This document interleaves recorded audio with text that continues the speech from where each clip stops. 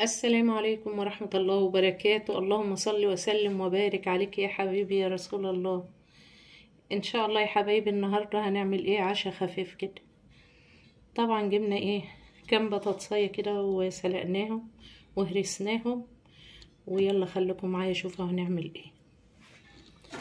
طبعا هنحط التوابل: بابريكا،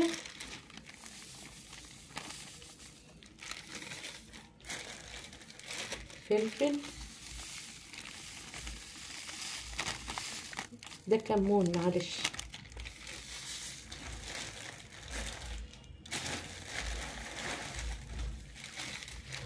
وده فلفل.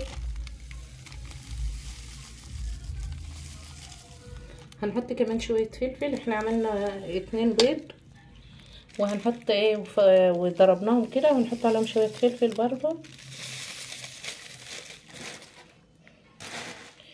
وشوية ملح على البطاطس. بس انا كنت سلقة معاها ملح فما نكترش، حاطه ملح في المية، وبقدونس، شوية بقدونس،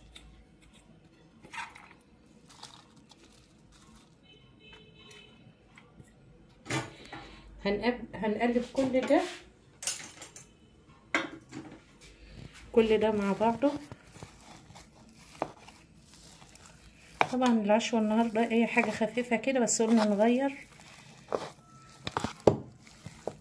وطبعا هنا بقسماط كمان، هنشوف ان شاء الله هنعمل ايه بالبقسماط والحاجات دي.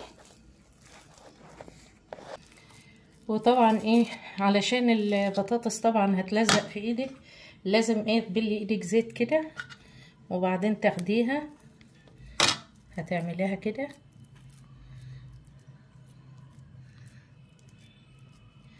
وهتحطها في البيض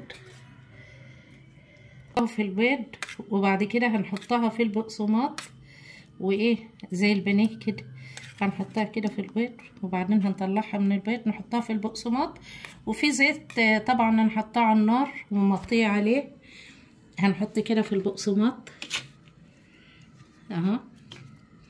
وعلى قد ما تقدري اعمليها كده، يعني على اساس ان هي ايه بس كده تحط عليها، يعني تغطيها كده بالبقسماط.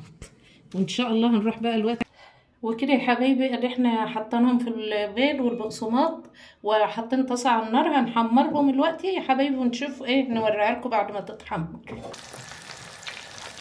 وكده بقى احنا بنحمرهم اهو، والله طالعين شكلهم كده يفتح النفس. ان شاء الله اخلص واوريكم ازاي طلعوا بقى شكلهم. وكده بقى يا حبايبي بعد ما خلصت شفتوا الجمال. برضو ايه هندوق، يعني هنقطع حته كده ونشوف ايه الاخبار الطعم، ما هيبقى شكل وطعم. هناخد بقى حته كده نحطها كده على العيش، طبعا تاكلوها بقى بمكرونه بعيش براحتكم. نحط شويه كاتشب كده، شويه مايونيز، طبعا دي حاجه براحتكم انتوا بقى يا حبايبي. وانا هدوق الطعم دلوقتي واشوف ايه الحكايه، طعمها زي شكلها ولا لا. بسم الله الرحمن الرحيم.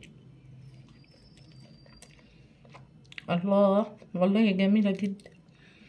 ان شاء الله يا حبايبي جربوها هتعجبكم، واكلات خفيفه يعني عشاء خفيف كده.